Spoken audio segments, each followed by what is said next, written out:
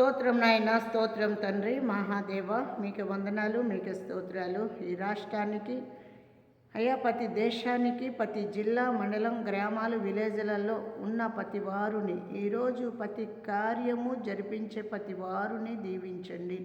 రాకపోకల్లో, చదువుల్లో మంచి జ్ఞానం, మంచి మనసు, ఎదుగుదల, కాపుదల అయ్యా, మీ రక్షణ, పాడి పంటలతో మీరు దీవించండి తండ్రి. చేతు పని, రైతు పని, కూలి పని అయ్యా, వ్యాపారస్తులకు, ఉద్యోగస్తులకు తండ్రి, గొప్ప దేవుడు అయ్యా, సైనికులకు, అలాగనే కరెంటు వాళ్ళు, పోలీసు వాళ్లకు, డాక్టర్లకు, సిస్టర్లకు అయ్యా, మున్సిపాలిటీ వాళ్ళకు కూడా మీరు దీవించి ఈ సమస్తము వెరిగై ఉన్నారు.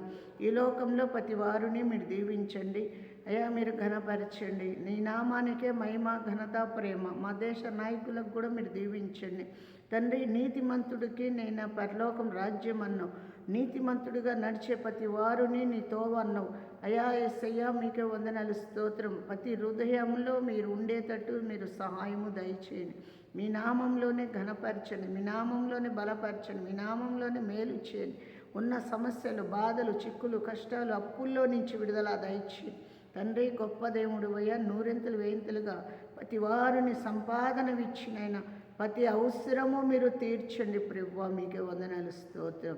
టయానికి ఆహారం అందివ్వండి అయ్యా. బలహీనతలో నుంచి విడుదల దయచండి. మీ కాపుదల, మీ రక్షణ, మీ బలం ఇచ్చి, మీ శక్తి ఇచ్చి, మీ కాపుదల ఉంచండి.